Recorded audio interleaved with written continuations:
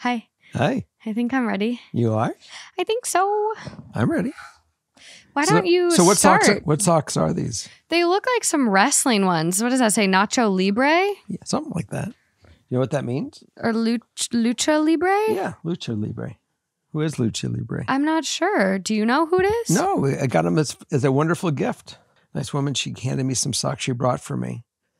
And then I gave her my sock. Oh, is this the person you let lick your foot? I didn't let anyone lick my foot. Someone came up to me at one of the live shows. It was Tempe. And they go, your dad just let someone lick his sock. Yeah, well, I gave two people each one of my socks because there were two people that brought me socks. Okay. And I said, if they bring me socks, they deserve a sock. Mm. So I was swapping it out and doing stuff like that. Nice. Because typically I always do crazy things, when we go on the road, typically different than what I do when I'm in the studio. You are a little wild. And I try to explain to them that, that they don't get the other side of me because I have to be serious here because we're dealing with serious stuff. Do you have to be serious? You could lighten it up a little bit. I can try, but when somebody tells me that, when they present a real issue that's hurting them, I don't find it where I can make fun of them or fun of the situation. Who said you're making fun of them? No one. We would never make fun of one of our family members, but you can still bring a little lighthearted. I'll work at it. I'll try. You're not making fun of our friends. I mean, for the people that don't know me, I'm not funny. Well, it's family. It's a tight-knit family. And for the ones that get to see me at the show, so I really do recommend you guys go to the show. He's unhinged at the shows, you guys. You will not recognize him. He goes from like this calm, cool, collected to insane, ripping tequila shots, letting people lick his socks. No. I just give them the sock. The socks come with we used to call it the Sure. Okay. Hi, everyone. Welcome to the show tonight. And we are here for this week's episode that will be airing Tuesday morning in the middle of the night sometime. Yeah, I mean, it's 6 hours away from when we're supposed to have it up. So I've got some hustling to do after we record. What's today? Oh, this is for tonight. Yeah. Oh my goodness. Yes. So let's not screw around. Let's get right into it. Yes. So today's theme we have is time to set a boundary. I think we've talked a little bit about boundaries on another episode, but these stories gave the vibe of like, it is time to set it. The time might have been even yesterday. So let's see how to set it. Should we make a stamp called boundaries and stamp it?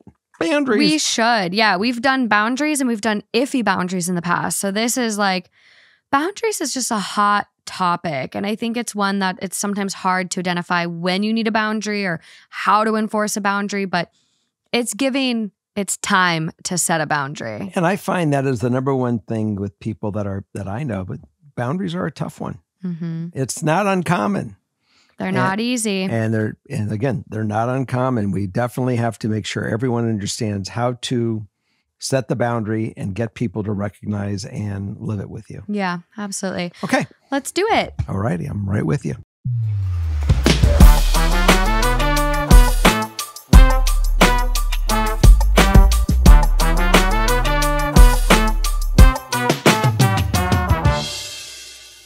Okay, up first. The house next door got put up for rent and things with the new renters / my next door neighbors have gotten ... weird.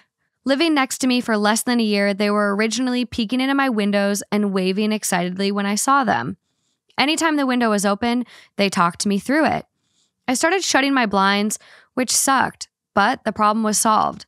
They have twins under 8 and they just got a puppy from an infamous puppy mill in town, even after I suggested many reputable rescues after they asked. The questions and requests have just escalated, from them asking me to teach their children how to interact with their new dog. They were hitting, kicking, and picking up and throwing the puppy so it landed on its head. I gave her advice, the best that I could. The behavior has seemingly stopped, at least as far as I'm aware, but now she wants me to train the puppy. And on top of that, has continually started requesting that I do the socialization of the puppy since I have a dog. I would be fine with this if it was on my timeline, but it is always, quote, my kids get home at 3, let's do it then, when I never offered anything and work 2 full-time jobs. Ideal outcome, to just be able to let my dog out without having to constantly explain everything I'm doing to justify why I cannot do what they want right that second. My previous and other neighbors and I really kept to ourselves. I live alone and love being alone and doing my own thing. It's not like I don't like them. I just don't understand why their dog is my problem. They have admitted they're in over their heads and have never had any sort of pet before. I don't like confrontation and obviously don't want to be uncomfortable in my own home. I don't know what to do. Conversation. Set that boundary. Set that boundary. But it can be set nice. It can set it. Set it. Set it. Set it. Set it. Yeah, break it down. Break it down. Break it down. Get that boundary. All right. Now, can I get into this? Yeah. All right. That was fun though. Oh, I'm glad you enjoyed it. Yeah. Conversation. And it doesn't have to be confrontational conversation. It just really is, invite your neighbors over or one or the other or out, meet them and say, let's have coffee outside. Pick a day where it's kind of nice out there and say, we really need to have a conversation. And these are the things that I would like to see if we can understand. I am a private person and I do enjoy having new neighbors. And I think that you and your family are wonderful. However, I'd like to make sure that we understand that my time is my time because I work and I do this and I do that, whatever those items are. Yeah, I mean, 2 jobs. And I would like you just to, if you want me to let you know when I am available, I'll be glad to, text you the night before and say, gee, if you want to do something, I can help you at this time and place. Or if you can't do it, say, here are a list of people that train. Bingo. And go see them. This is if you don't want to be involved. And it sounds like being involved with them is a no-win anyways. So, set those boundaries of what you're willing to do under the conditions you're willing to do it. And that way there's no misunderstanding and no one can say, gee, that person's a bitch. Mm-hmm. But you're really saying, I want to help you and this is how we can get along as neighbors. And going forward, also make sure that they know, it makes me nervous when you guys are so friendly, but when you pop into my window. Yeah, that's crazy. Say, that's unacceptable because I have people in my house sometimes, or I don't dress sometimes in my own home. This is my privacy. That's crazy. And that's not to be tolerated. No. That's coming up to someone's window and talking to them through it, like right. You're coming up to the screen, like you should not be that close to my house. I don't care if our houses are built right next to each other. This is Stay not away. The old Mr. Ed show where the neighbors would come in and go to the little, Scandinavian door and say, hi, how are you? Or just walk in. We don't have that lifestyle anymore. No. We're in the year 2024. Yeah. And our writer here does go, I don't even have their full names. Like we've never hung out or anything. Mm-hmm. They just happen to live next door. So it's like, you don't even know their first and last names. They have no right coming up on your property, coming in talking through your windows like that. There's a thing. It's called, what is it? Boundaries. Boundaries. Yeah. Yeah. So for me, I look at this and you don't really want to be involved with them. They sound chaotic. They went to a puppy mill after you told them not to. Who knows what health problems this dog is going to have? Like, they made their choices. They're not good ones. But that being said, when you give someone advice, you're allowed to give them your advice. But you have to also recognize 90% of people don't take it. No. They do their own thing. So don't be insulted by that. No, but also I don't think you need to involve yourself. No, you don't. I think what I would do personally, I would look up, this is as far as I would put my energy into it. I would look up a Petco, a PetSmart, whatever the nearest one is in your area, and you say, hey, I don't really have the time to help you with your dog. I looked it up. There's classes at Petco you can take your puppy to. I would highly recommend doing it. They bring you through the training. It's a great way for your puppy to get socialized. Do this. And this is what a responsible dog owner should do. You guys say you're in over your heads. I think this would be really great. I'm going to offer you one more little tidbit. Okay. It's not, you can't train the dog. It's you train the owner to work with their dog and discipline their dog and train their dog. It doesn't work if somebody is training the dog and you say, here's your dog back.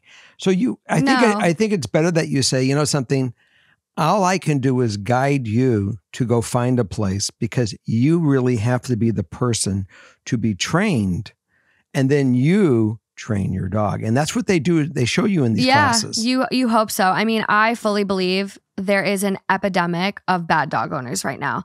The amount of people I see videos of letting their dogs off leash, run up to other dogs and misbehave, bite, attack. It's just not, there's a really interesting dog culture right now. And You don't think this has been around for years? Maybe it has, and maybe I'm just like really on that side of things right now. But I do think like every single person should have to take their puppy or new dog, whatever, to classes to ensure they know the best way to handle their dog, take care of their dog. Just looking it up. I mean, Google is it took 5 seconds to find this. Petco offers a $39 private dog training. It's a basic private 101 for your pup's first training. And there's a whole class as low as $24 a class. So if you can't afford to take your puppy to one class for $39, I don't think you are in the financial position to even own a dog. This is all true. So and it's not step one class. up and they need to go. You can involve yourself as much or as little as you want. For me, my involvement would be none, except printing this off or taking a screenshot and saying, hey, I don't have the time, but here you go. It's not about I don't have the time. It doesn't work unless you are the dog's master and you know how to work with your dog. Yeah, and it really is, Morgan, probably 8 classes 1 week apart. It's a Saturday probably for 8 weeks. Yeah, I mean, there's a variety of best results. Different class options you can do at Petco, PetSmart. There's so many. They also have free puppy playtime, but I don't necessarily, I'm not a big fan of dog parks. I actually think they can create a lot of issues with dogs. So I think it's better to like go sit outside of a park with treats. And every time your dog engages with you, you reward them. You know, that is socialization. That's neutral. You want your dog to be neutralized. You don't want some crazy excited every time I see a dog, I go fucking nuts dog. Like you want chill, neutral, well balanced. When you were born, I went to 8 Saturday classes on how to raise your daughter. Yeah. Daughter? Oh, daughter. How did it work? Yeah, Petco has an all-in class. She blew me off. $149. You learn alongside other dogs and pet parents 1 hour per week over 6 weeks. Ah, voila. And what's the math on that? 149 divided by 6? It's nothing. Oh my God, I clicked times, not divided. $24 a class. It's $24.83. It's perfect. So print out the flyer, give them the info, but sit down, have the convo. Don't look through my blinds. Because no one wants to keep their blinds shut all the time. We need sunlight. If you have houseplants, they need sunlight. We need sun. It helps our health. I think it's just a nice conversation, but it's certainly going to be direct, to the point, and not to be bitchy about it, but to be reality helpful, that they understand this is the way you are with neighbors, so people don't get offended and go get upset and ruin a good possibility of a good relationship. Yeah. And honestly, if they do not take that message, see if you can put up fences, whether you have to go through an HOA, but you can find really affordable fencing options at Home Depot. They come in like 8-foot sections and you just dig like 2 holes on each side and pop it in. And there you go. You got yourself a fence real affordably. Yeah. Like you deserve your peace and to not get wrapped up in their chaos. Okay. Moving along. One of this week's partners is Acorns. Do you know about investing, or does investing kind of intimidate you? I think investing intimidates me. I feel the same way. I don't know where to begin. I don't know how much money you even need. Every time I've done it myself, I've always realized it'd be smart if I had guidance. which is where Acorns can come in. Acorns makes it easy to start automatically saving and investing for your future. And you don't need a lot of money or expertise to invest with Acorns. In fact, you can get started with just your spare change. And then Acorn recommends an expert-built portfolio that fits you and your money's goals, and then automatically invests your money for you. I don't know where to begin with investing, but with Acorn, using spare change, money that I might just be wasting on an overpriced smoothie or maybe ordering food delivered to my house, I could take that instead and put it in Acorns and let my money work for me to create a better life for myself in the future. It's amazing what you'll see, what you'll have in 30 years and how fast 30 years goes by. And all of a sudden, it could be a retirement. So if you're ready to try it for yourself, head to acorns.com/FKS or download the Acorns app to start saving and investing for your future today. Client testimonial may not be representative of all clients. Tier 1 compensation provided. Compensation provides an incentive to positively promote Acorns. View important disclosures at acorns.com/FKS. Investing involves risks, including the loss of principal. Please consider your objectives, risk tolerance, and Acorns fees before investing. Acorns Advisors, LLC. Acorns is an SEC-registered investment advisor. Brokerage services are provided to clients of Acorns by Acorns Securities, LLC. Member FINRA SIPC. For more information, visit acorns.com. Moving along, we're going to move to number 2. I'm going to hold up 2 fingers for the people that are on Spotify. They know that I'm holding up 2 fingers. You mean YouTube? Well, YouTube's going to see it. Oh, okay. Spotify can't hear. Yes, you do need that audio description. I'm doing it. So here they go. How many fingers am I holding up? Say it with me. 2. There you go. Hello, FKS and THT fam. I've been listening since the beginning, but first time writing in. I'm sorry for the length. There's a lot of context. I'm 24 female and struggling deciding if I should wait for 25 male. We met 3 years ago at work and became friends quickly, becoming a situationship after he broke up with his then girlfriend. We didn't mean too much to each other, although I did care for him more than he did for me, which was evident in how he treated me. Eventually, in summer of 2022, I cut him off as he wasn't treating me right, and I was tired of doubting myself. In June of 2023, the way I ended things with him was really getting to me, as I made mistakes in the relationship too, and I reached out to him. He was excited to hear from me, and we immediately started seeing each other again, back into a situationship for a few months.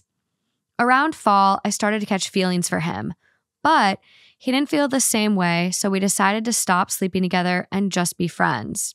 Well, a few months ago, some intense things happened in his life that I am still supporting him through, and we got closer. He said he loved me and had feelings for me, and shortly after, we started sleeping together again. Today, we are quite literally in a relationship, without a label. We spend almost every day together, hold hands in public, tell each other we love each other, communicate through any issues and work on them together, support one another, literally everything you'd expect in a couple. Except he says he is still not ready to commit, which confuses me. He says he's not ready for the full responsibility of a relationship, which makes no sense to me as we've already taken on that responsibility to each other in so many ways. He says he's only with me and has no interest in others as I make him happy, and he will even refer to me as his partner and says he loves me like you would a committed partner. But I feel like he's letting the fear of what could happen control him. He says with how chaotic and uncertain his life is, he just doesn't feel like he can have a committed relationship with me and doesn't know when that will change. I feel crazy, as if he doesn't seem to understand why I'm confused. I don't know if I should wait for his life circumstances to change and we can be together, or if I'm just waiting for nothing and disrespecting myself by putting up with a committed relationship for this long. My best friends are even lost on his reasoning and don't know what to tell me, as it's obvious he really does love me. I want to wait, but the overthinking gets to me, and I start to wonder if I will wait for months longer and he still feels like he isn't ready. I don't want to pressure him by putting a timeline on how long I will wait. I want to respect his choice. However, I also want to respect myself in letting me continue to give myself in this relationship without committing to him, even if he is giving himself to it as well, just without the label. I'm so lost on what to do. Any advice will be appreciated. I'm going to let you start this one. I don't think I should.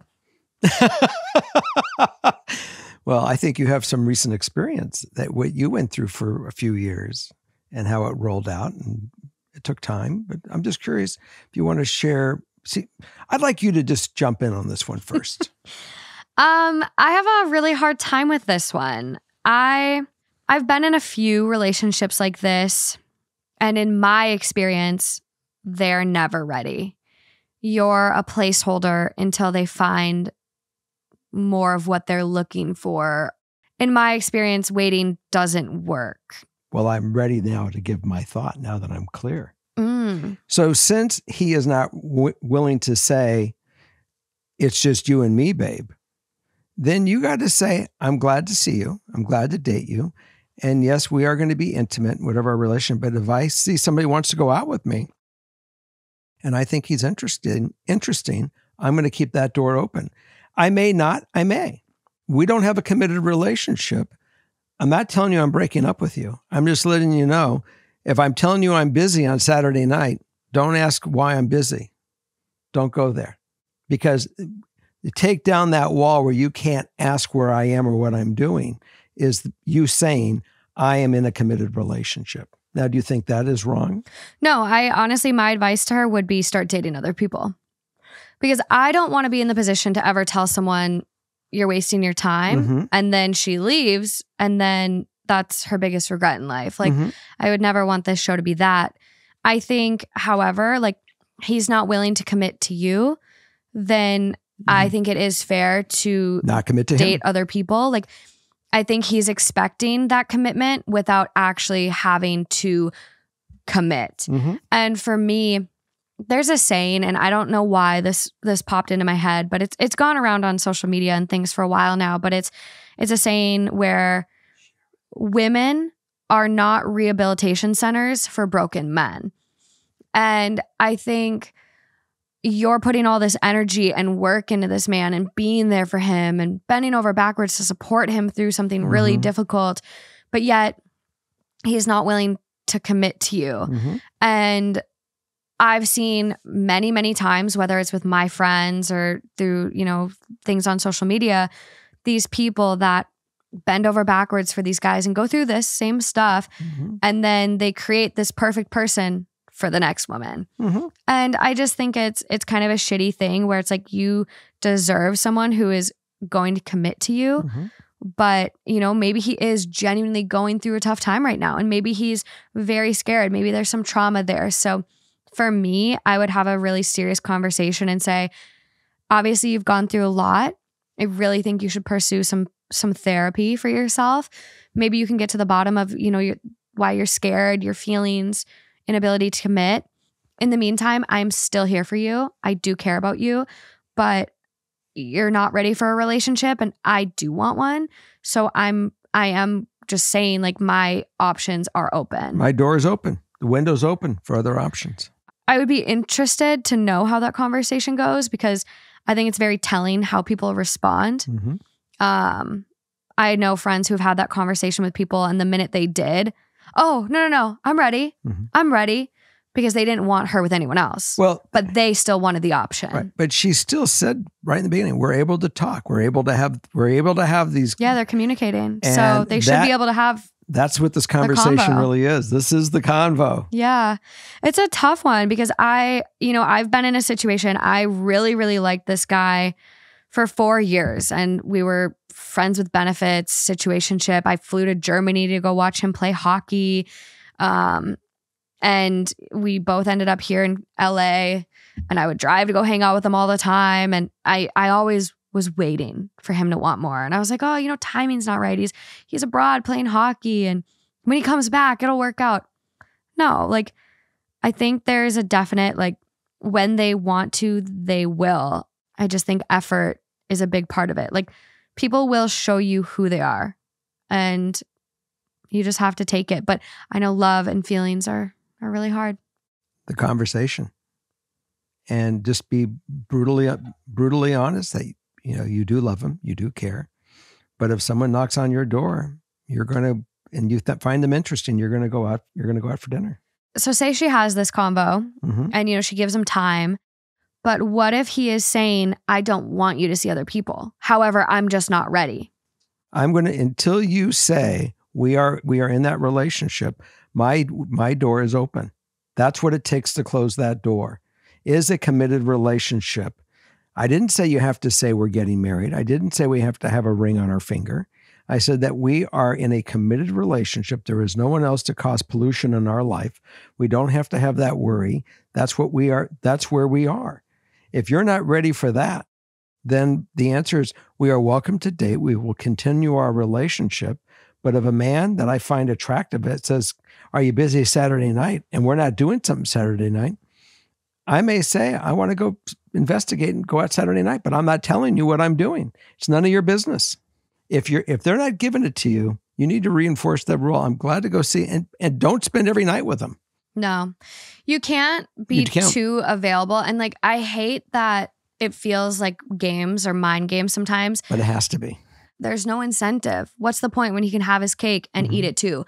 Technically, if he met someone and wanted to go hook up with someone, he can. That's right. Because you're not in a relationship, and it's not cheating. It's fair because he's said many times. So you just need to decide, as tough as it is, how long you're willing to wait. He's got to ask you out. He's got to make plans with you. And if you fall into that trap, it's a tough trap to get out of. I mean, I was in it for 4 years with this Friends with Benefits. I have this take on this one because I've been there. And I went from that to Justin, who went above and beyond to show me he was interested, engaged. I mean, it was a contrast. I remember texting Lauren and being like, is this what it's like when a guy actually likes you? Because it was so different than anyone I'd ever been with, even guys I dated for years. That level of effort and care and consideration and planning. And I mean, it's amazing when you find someone who genuinely likes you.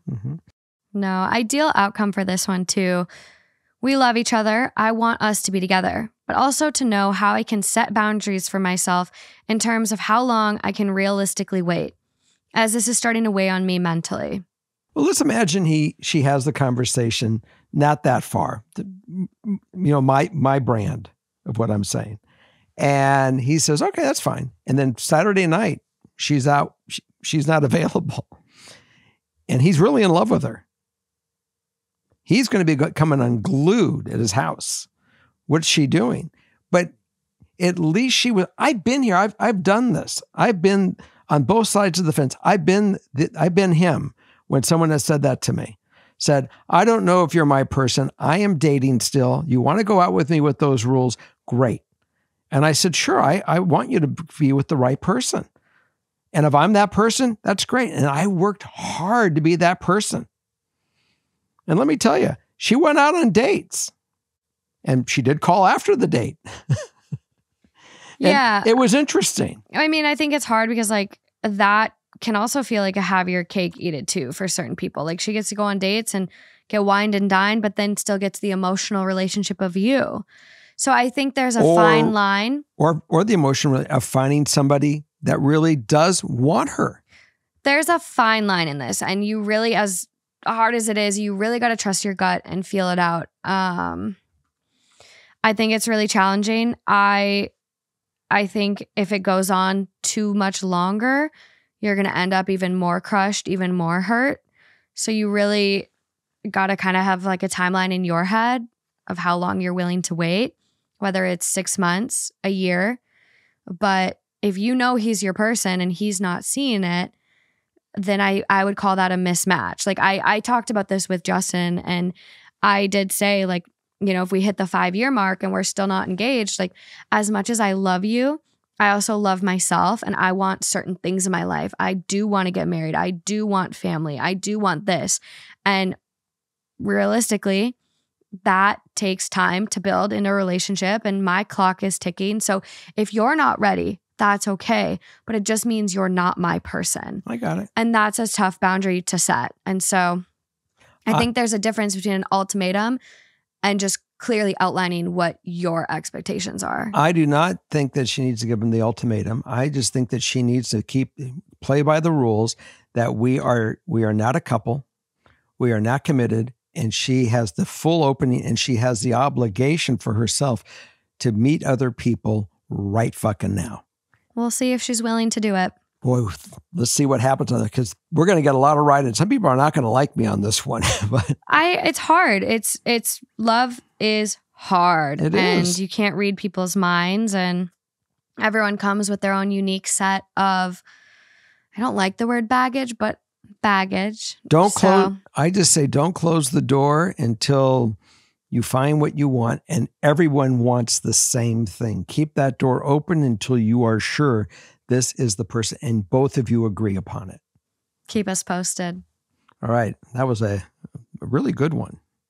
Another one of this week's partners is ZocDoc. Oh, we're back. One thing we don't compromise on, what is our health. Dad got a colonoscopy this year, and they found not one, not two, but three polyps. 3. Those are things that could have turned to colon cancer down the line.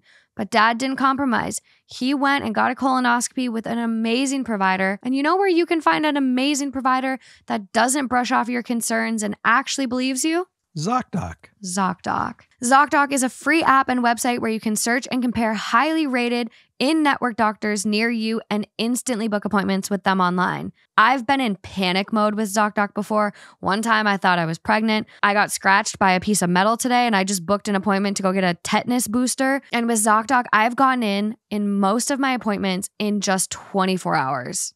And I love reading the reviews.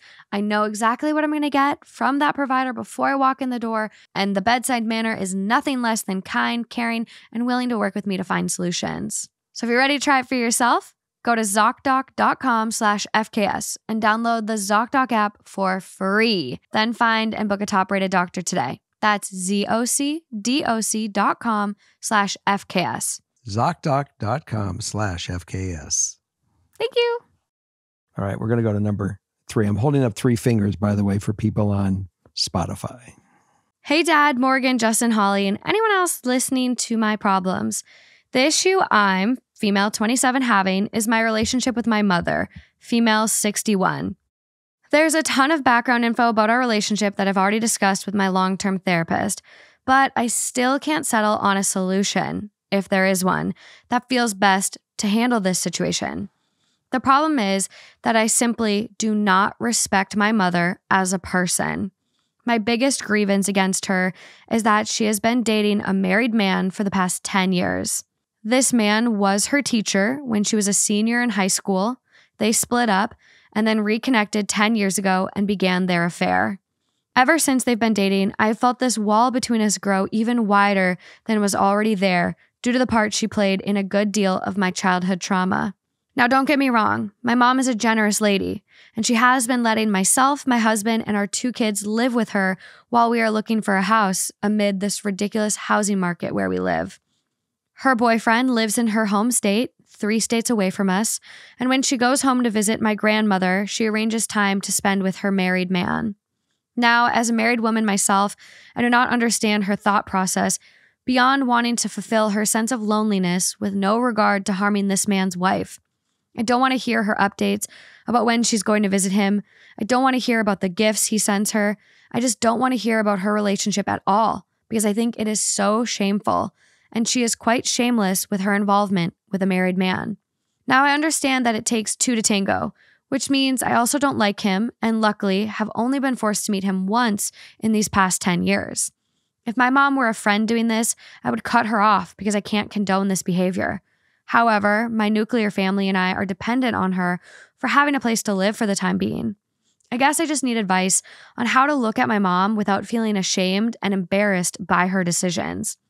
Ideal outcome, to be able to either express my boundaries of not wanting to hear about her relationship without her getting pissed and kicking me out, or to be enlightened by your insight to find a new sympathy for her in case I'm being a horrible daughter. I'm processing this because I see where you are, and this is an integrity issue. And you're having issues with her integrity of what you want to find acceptable, because how anyone would feel if they knew that someone was cheating with somebody else, and how you would feel if you came home and you found your husband has been cheating for 10 years with somebody else. So we all bring it within to our own boundary. And it's back to integrity. Is it integrity, though, because I hear this story, and for me, I feel like I need more context, because she mentions that this relationship started when this man was her teacher. I got it. And she was in high school. I got it. And I hear that dynamic, and I see a serious potential abuse of power, grooming, and abuse. That is a place of privilege as a teacher. I got all that. And so I'm maybe wondering if the mom and this affair has to do with the trauma of being groomed as a child by him. It could be all of the above. So for me, if you're trying to find a place of sympathy, I feel like that could maybe be context. Like, is that what happened with your mom and this teacher? Because that's a very inappropriate relationship. I was trying to help her to make the division in her brain. How can she cope with this problem? Because she's not going to change the problem, and she can't get out of the house right now. And if it was somebody that was simply a friend of her, a friend of hers, she would walk away and say, "This is your problem. I just don't even want to be around it." But she's living in this woman's house, and she wants to be able to cope with living in her and find the map, the path, how she can deal with it.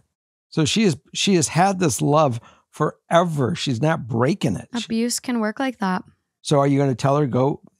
No, your mom is going to do what she wants to do. However, you can maybe look at it in a little bit different of a light. If that helps you not resent her and hate her and not respect her, yes, an affair is wrong. Mm-hmm. Absolutely wrong. It does take two to tango.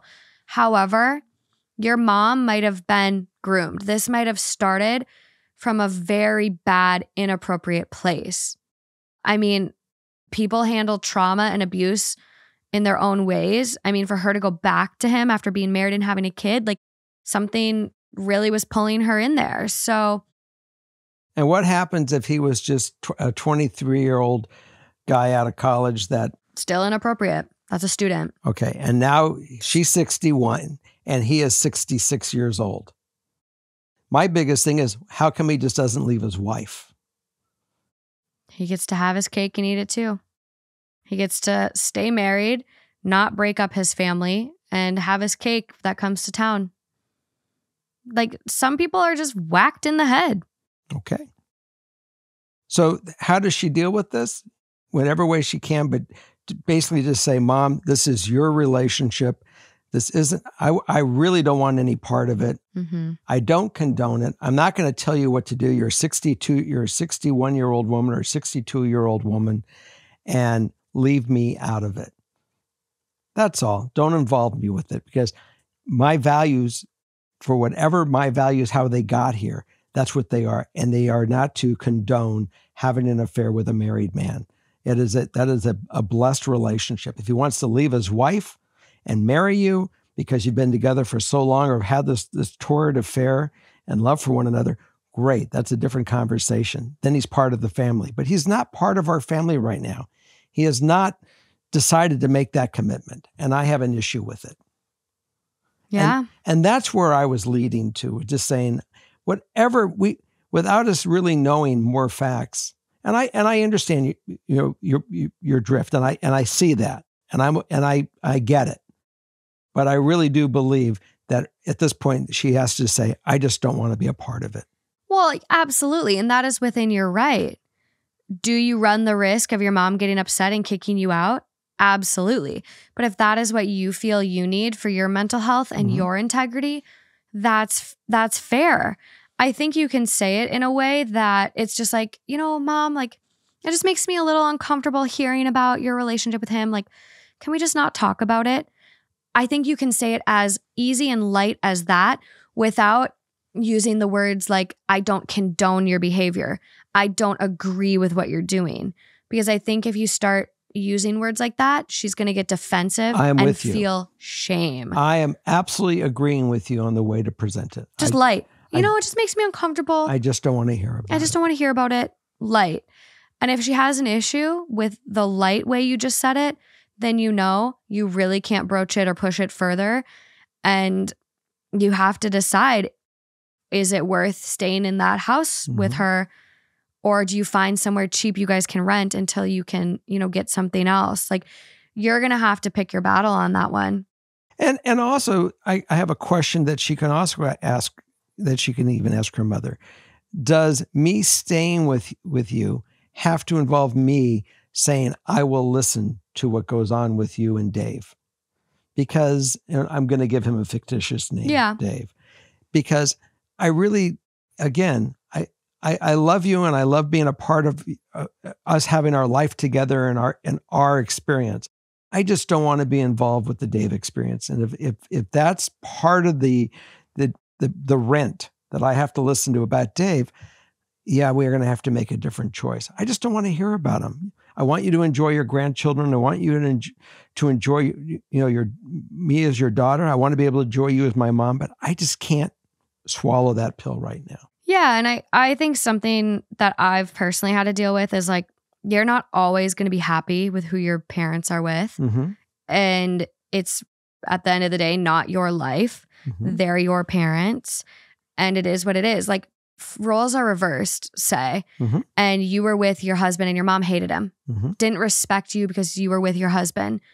No matter the reasoning, like, would that be fair for your mom to not respect you? And, obviously you're not having an affair with her. Like there's apples to oranges in a sense, like a little bit, but we all make choices in our lives and like just love her for being your mom mm-hmm. and not, who she is choosing to be with, because that can be very, very challenging, especially when you see that the partner is not good and toxic and whatever. Like it's really tough. It's a tough position to be in. Let's just read this additional info first, and then let's see if we have any last thoughts on this one. My mother and father had a nasty divorce when I was 9. Didn't co-parent well. My mom tried dating for 7 years after my parents' divorce, via meeting men at bars, online, etc., but never found a partner that stuck around. When I asked about her relationship years ago, she almost broke down in tears, saying this relationship was better than being alone for the rest of her life. I just also struggle to sympathize with her because she's putting herself in a horrible position as an older mistress. If her boyfriend dies, she would be a fool to show up at his funeral. I just can't understand the appeal to being someone's mistress to a man she won't be able to fully love. I just look at the fact that this has been the man that she's been in love with all her life. For whatever the reason. It's hard too, I think, for women as they get older. Like that's something I've heard mm-hmm. from my own mom. I don't want to be alone the rest of my life. Mm-hmm. And that was also a reason she was not in a very healthy relationship. Mm-hmm. And it's hard. Dating is hard when you're 20, 21, 25, 29, 32. Mm-hmm. Dating's always hard. So if you have a shot at love, what she thinks is love, what she feels is love. She's taking it. Mm-hmm. She's taking it. However, whatever form it comes in. And it's just shit. It sucks. But it's your mom's choice at the end of the day. Yeah. I mean, I get her mom. I get her. Mm-hmm. And I realize that she is a woman with a number of years left. And she says, I'm going to live my life and get as much out of it as I can. If I can spend this time with him and I love him and we can have that time together, that's a decision that two adults have made, and they're going to do their thing. Yeah. It's a tough one. I get why you're upset with her and don't respect her. But if you can set the boundary of, I don't want to hear it, then it really doesn't affect you. Mm-hmm. And you just got to let her live. One other thought. Okay. If you see her with him, that she's happy when she's with him and she comes back and she's been fulfilled. I have no idea what goes on in the other relationship, what he has with his wife. I don't know if it's a relationship of conveniency of not telling them their kids are getting divorced. Yeah. They hate each other. We don't know. We have no idea what's going on in that dynamic, whatever the reason is. But if your mom's coming home and she's feeling happy and fulfilled, try looking at that. Yeah. Love, life, it's tough and weird. And it's short. It's short. It's short. It's like you just got to take every moment you can. But I really hope that their relationship didn't start on a bad, gross foot. So, there's a lot that could mm-hmm. let your head wrap around this a bit more and try to set the boundary. Mm-hmm. Okay, moving along. Okay, we're going number 4. One of this week's partners is Dipsy. We all love some good quality self-care. Have you ever gotten in the mood by listening to some spicy stories? No, just by the whispers of the soft, sweet lovings that she has whispered into my ears. What do you think about this clip? How about you stop pretending that you don't know exactly what you're doing here? Oh, yeah. Do you think that would do it for you? Well, we can get rid of him. On Dipsea, you can find whatever you're looking for. Dipsea is full of hundreds of short, spicy audio stories, and they bring these scenarios to life in such an immersive soundscape. So from adventurous vacation flings to fairy smut to accents to different variations of couples and people, you're going to find whatever floats your boat on Dipsea. I love it. Everyone has their own little version of what kink gets them into it. And you're never going to get bored with the content. New content is released every week. And it doesn't matter if they're your age or if they're my age or It's even for everyone. plus. It's for everyone. If you're ready to try it for yourself, for listeners of the show, Dipsea is offering an extended 30-day free trial when you go to dipseastories.com/FKS. That's 30 days of full access for free when you go to dipseastories.com/FKS. dipseastories.com/FKS. Link is in the description. What number? Thought number 4. Okay. Hi, Jerry, Morgan, Justin, and family. My father-in-law, 50, has been living with my husband and I in our 2-bedroom apartment since September. He lost his job unexpectedly in July and lost his townhouse because he couldn't pay his rent. He didn't have anywhere to go, so we told him he could come live with us for 7 months to get back on his feet. We thought it would be plenty of time for him to find a job and save enough money to move into his own place. It is coming up on 7 months, and he still hasn't found a job, and his unemployment runs out on the 1st of the month.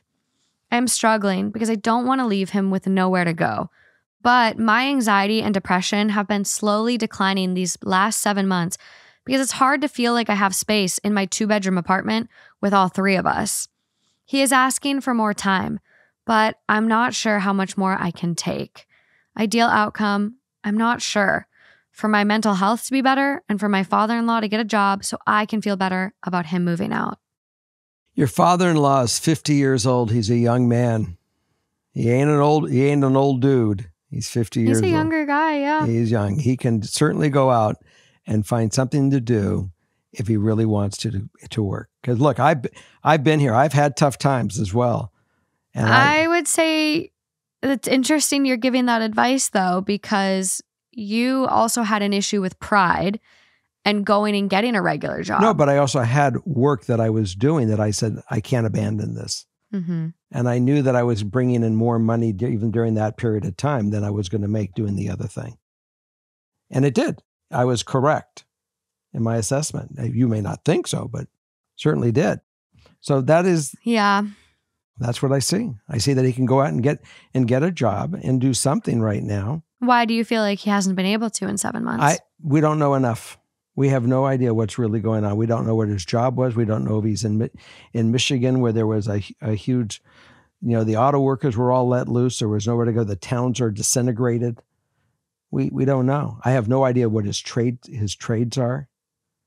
We don't have enough information. I think there's like this, at least for us, like I think we talk about it a bit in like our group T and, seeing stuff online, but I feel like there's a lot of, I don't know, like lies of all these companies being like, we're hiring. And then you go to apply and they're not hiring or they don't hire. And we had one listener that literally said they applied to like 200 jobs and still couldn't get hired anywhere. And they weren't even being picky. They were applying to places that were beneath their education level. And I just wonder if he's genuinely been trying. It's really hard. We don't have enough information. What would you do in terms of timeline? Would you say, okay, like you have 2 more months and then after that, like we're genuinely done. We need the space. Mm-hmm. Say, I love you, but you have, if you want to say 2 months, but you have to show where you're really making the effort. If we have to be we want to be a part of the knowledge of what's really going on for us to sacrifice ourselves to continue this. Yeah. Because this is wearing on all of us.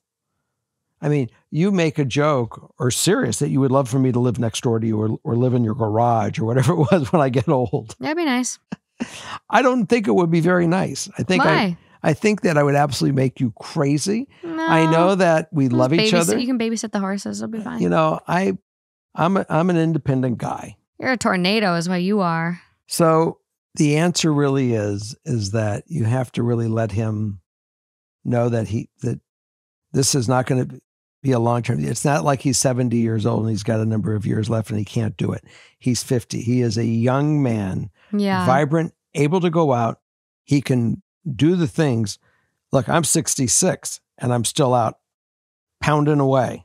Ripping tequila shots at live shows. And forget that, when I go to work, I am still climbing over shit. I'm still knocking nails. I'm still pulling things apart. I'm working. Yeah, maybe he's got his own mental health stuff going on. Maybe you can talk to him about that. Mm-hmm. But 7 months, like, that's a decent amount of time. He's asking for more time. Obviously, you don't want to kick him out because, knowing, you sound like a caring person, like kicking him out might hurt your mental health more. So I think it's fair, like, okay, another month. And then we really got to talk, but like, let us help you. Let's go on Indeed together. Let's do this together. Let's maybe go to career shop. Career counseling. I was going to say there's career counseling. A lot of the universities and the local colleges have new job training things that you can learn AI. You can learn things where he can come back. I don't know what his training is. Yeah, but what he was doing. They do have alternate training to retrain people, and there's money for that. And it's part of the unemployment whole thing. Yeah. Yeah, there's definitely options. And I also think in the meantime, look after your mental health and like start getting out of the house. A 2-bedroom apartment, you feel cramped. You don't have your space. You can't have your room to breathe. You're walking on eggshells because you got, someone else living with you. Go find something out of the house that brings you joy. A pottery class, painting, sewing class, going to yoga, whatever it is, start getting out of the house and make it a hobby or something that really gets you into a state of flow and helps your mental health. Mm-hmm. I'm certainly not suggesting you become enemies with him. No, it sounds like he's trying. Right. Maybe but maybe he's been out of the job hunt. Like he was at a company for 30 years and doesn't even know how to get a job now. Career counseling. Yeah. Do different things. Yeah. It could be good. Maybe word of mouth. Like talk to people maybe someone they know is hiring somewhere. Like word of mouth is so impactful. When I lost my business, I took 4 months. I sat at a hospital with my mother as she was ill, and I taught myself AutoCAD, self-taught. And today I went to a client of mine and I brought in a drawing that I made, and it was an architect that I was working with. He said, "Who made this drawing?" And I said, "I did." And he goes, "No one in my office does it this well." Wow. That's really cool. And he goes, "It looks like a picture." And I said, he goes, "What'd you do?" And I told him, they did it in AutoCAD. And he goes, "Unbelievable." So it goes to show you that when you're older and you may lose something, you can be trained from some of the skills and things that you've seen to apply them for something different. Absolutely. And that's what I'm trying to point out in that little story. I think he absolutely could find a new path. Mm-hmm. Maybe it's just sitting down and showing him there's more out there. And just for everybody, let me share, we're going to be going through a real tidal wave with AI and how it's going to introduce and take some jobs and open up new opportunities. Yeah. Might not even have a podcast replaced by AI. There's a lot of things and fear going on. No one knows, but I'm looking at all the opportunity. When I went to the supermarket the other day and I said, "How do we I go, AI can manage this parking lot." See, I want all the human connection I can get. I love when my grocery person checking me out talks to me. I love people. Like I'm a hermit most of the time. So when I do go out, I love people. Like I hate self-checkouts. I hate automated shit. Like I don't want AI. I want humans. I want to feel connected. And those stores will charge more for the groceries, and you can get that. I'll be going to that Whole Foods with that person there. Anyways, let's move on to the next story. This is our last one. Okay. Number five. five. Let's go. This is a juicy one, guys. Buckle the fuck up. Put them on. Put them on. Do you have it? Do you have your buckles? I've been buckled. No. I knew what I was Here it dealing goes. with today. Nice. I don't like that last sound. No. You might need a helmet. A helmet? I need a helmet. Okay, this writer goes, I made a new friend last year at school, and we got really close because we both worked as servers in the past and knew a lot of the same people, and we are now pursuing the same career in nursing as mature students. She is married with 2 kids, and I've been single for nearly 6 years, waiting for the right guy to come into my life. I have so much respect for her, and we have genuinely similar outlooks on life and life experiences. A couple of weeks ago, she asked me if I would be willing to work a catering job with her and her husband. I said yes, because I'm always willing to help out a friend. Well, when I got to this catering, I was floored. I have never been so attracted to someone in my life as I was to her husband. Oops. We worked together fine, and we all went out for a drink after, and I had too much to drink. I got sick, and they brought me a bucket and water. Next thing I knew, I was waking up in the morning holding her husband's hand. I would like to point out that while I thought her husband was cute, I never made a move on him, so I don't know how I ended up sleeping on the pull-out couch with him in the middle and my friend on the other side. As soon as I was sober enough to drive, I went home and felt horrible guilt about what happened, unsure about whether I should tell my friend what happened or if it was even anything. Later that night, her husband messaged me on Instagram and told me that she was still sleeping. I saw it, but I didn't answer because I didn't know what he was trying to start. The next day, my friend texted me, and I apologized for staying the night and said that I appreciated her taking care of me. I continued to feel guilt, but I also thought of her husband just in like a celebrity crush kind of way, where nothing would or could ever happen. Fast forward to Tuesday, and I get a Facebook friend request from this guy. I didn't accept. I got a message from him too, quoting something funny that I had said when I was drunk. Next thing I know, I have the same message coming from my friend's phone. I just answered, haha. At this point, he answered from her phone saying, quote, "It's me. Friend is upstairs with our kids." I said, quote, "Oh, okay. Have her call me when she gets a chance." Then I get another message from her husband on Facebook saying, quote, "Ignored." At this point, I responded calling him out, saying I knew what he was doing and I was the wrong person. We were going to work another catering job that next weekend together though, so I wanted to be civil. I apologized for being drunk the other day and he said, "No complaints. I hope you had fun." I was worried because I didn't know what happened with him when I was drunk. Right. She could have blacked out. She could have had a total blackout and they could have had a total affair and she has no idea. But if he was talking like that, it couldn't have been good. He gave me his number and told me to text him. I said, "No, I'm good." I told him to appreciate his life and be a good person. Then he told me to text again. So I did, and I called him out again. And the next thing I knew, we were texting about everything and anything until 5 a.m., and it certainly wasn't all appropriate. In less than 24 hours, we sent 2,000 plus messages. I was studying with my friend the next day, and I had never felt so much guilt in my life. Well, we worked another event on the weekend. I tried to back out, but my friend didn't get back to me, and I didn't want to leave them high and dry.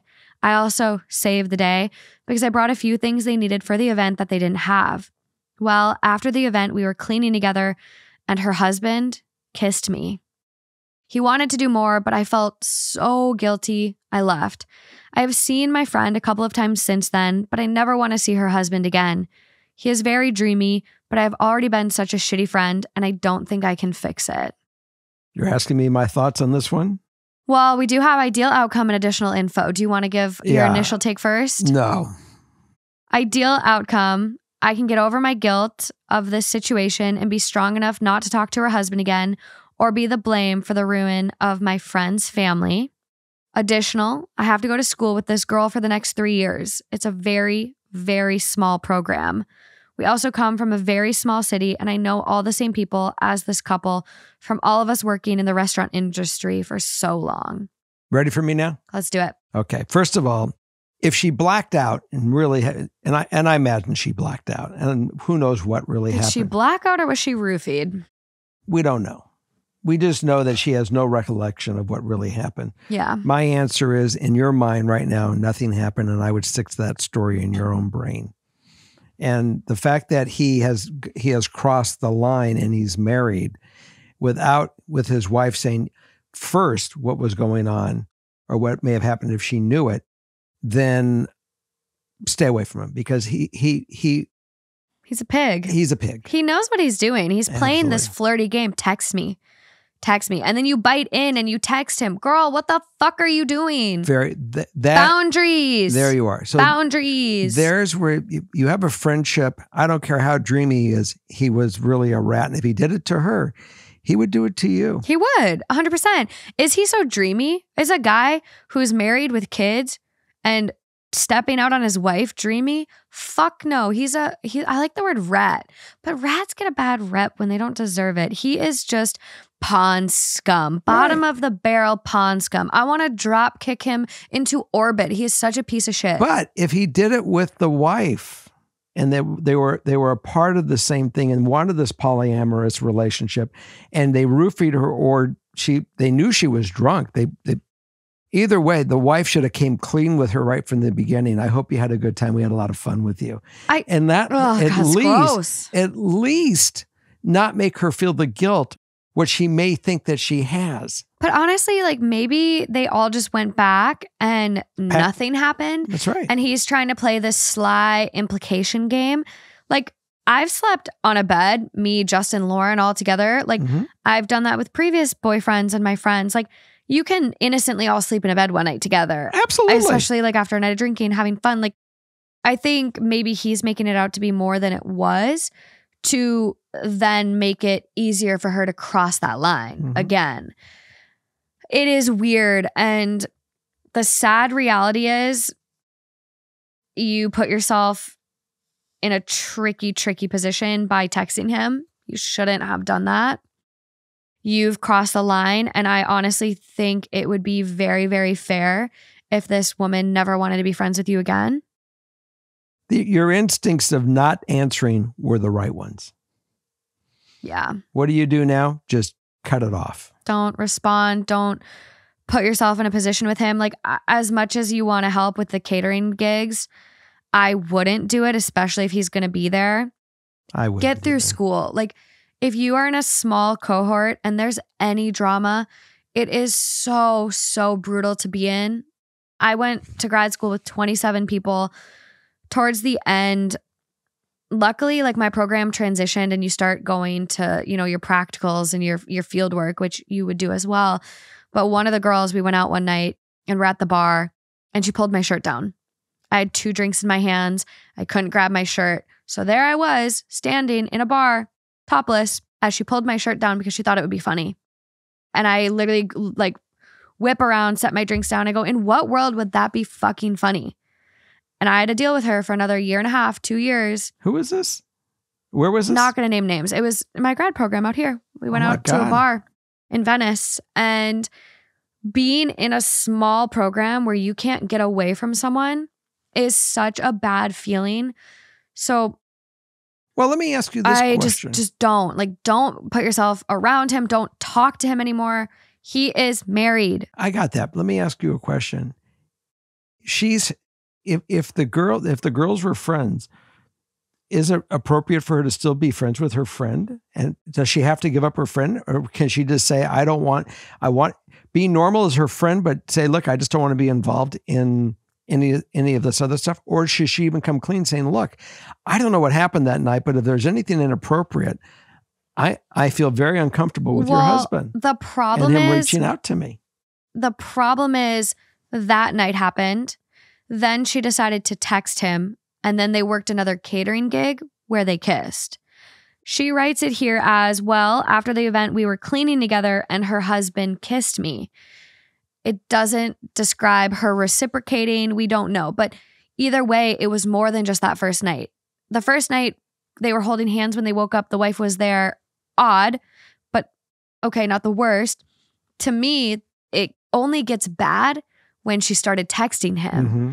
That's where you cross the line of you just disrespected your friend, texting her husband, knowing what he was doing. You called him out and you said, I know what you're doing. And yet you texted him. You bit the bait he was putting out for you.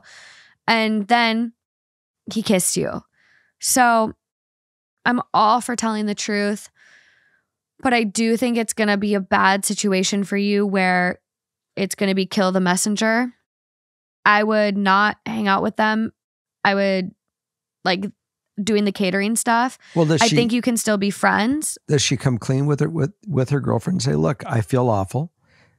And I try to resist this. And this is what happened on the second event. I don't want to have any of this continue, and I don't want to lose our friendship, but I'm going to be honest with you and direct.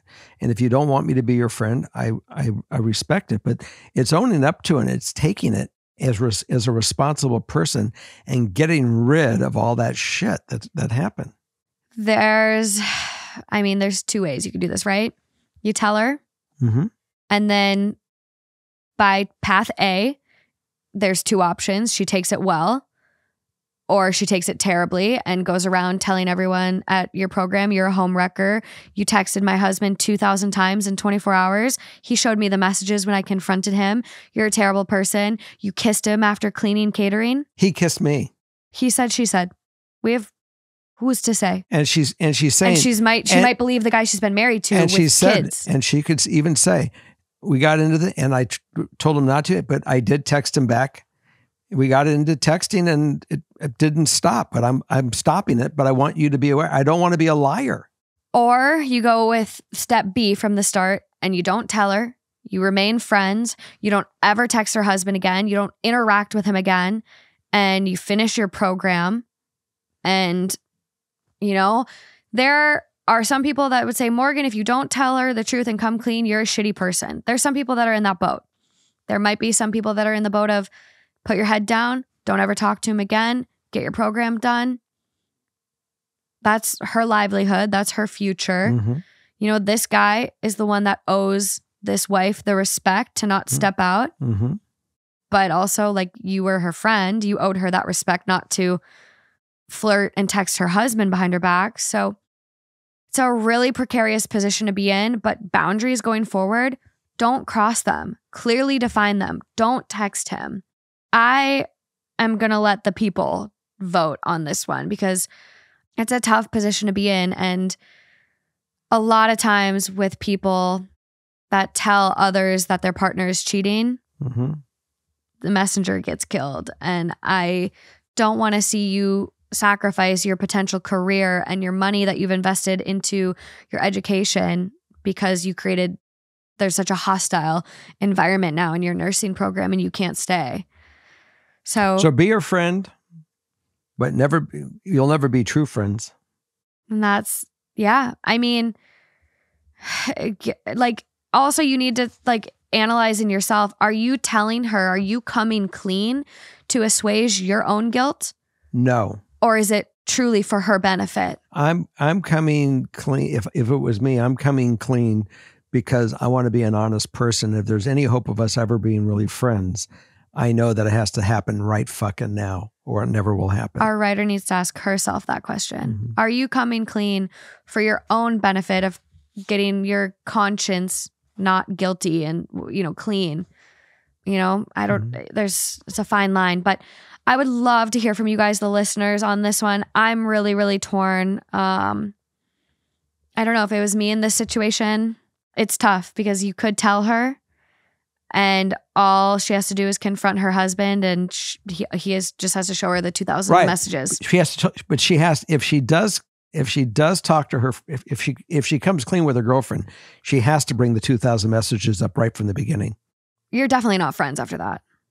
I'll tell you right now. Well, no, I'm so sorry. And I love you for listening. But if I found out that one of my friends texted my fiance, even, not even my husband, 2,000 messages within 24 hours behind my back, and she says here, not all of it was appropriate. Right. You're not being friends again. You got a really tough one, but boundaries going forward. So continue the lie. We're going to let the people vote. There will be a poll on YouTube for this one. Head over to YouTube. Tell us what you think. It's a tough one. It is a very tough one. And there's a big future ahead of you that you also have to consider. So I would love to hear everyone's vote on this one. I'm very torn. Me personally, I would come clean and just recognize that this person's not going to be my friend going forward and deal with the cards as they fall. Maybe she is. Maybe she is your friend. Maybe you're not the first girl her husband has done this to. Maybe you're the straw that breaks the camel's back and she leaves him. We don't know. We won't know until you do what you're going to do and tell us. Keep us posted. Okay. That's all I got. Wow. I ended on a doozy. That was a doozy. I know. I feel really bad for you too. Like I'm coming across, I feel a little harsh, but it's a tough situation. What was my opinion? Did I ever give it? No, I don't know. Tell her the truth. I always say keep your integrity. Yeah. It always works out better at the end of the day, but that's me. And yeah. Oh, well. Time to go edit. I only, this one, it's going to be a lot. All right, guys, this was a crazy show. It really took us down. It took us down a wild road. So I thank Morgan for finding these stories because she hunted them. She got it. She came up with the theme and wow. And do we have a Patreon or we do not this We week? are going to have some amazing Patreon stories. I've already got them loaded, but I don't have time tonight. I got to go edit. So good night, everybody. We'll see you out there and we'll certainly see you next week. Yeah. And we have Group T scheduling the end of May. So you're hearing this. You have plenty of time to come join us on Patreon. And you don't need both on Father Knows and Two Hot Takes. You can pick your Patreon platform and buy that tier and you still get Group T. And Father Knows is a bit of a bargain. Because Dad shows up. Yeah. Okay. All right, everyone. Bye.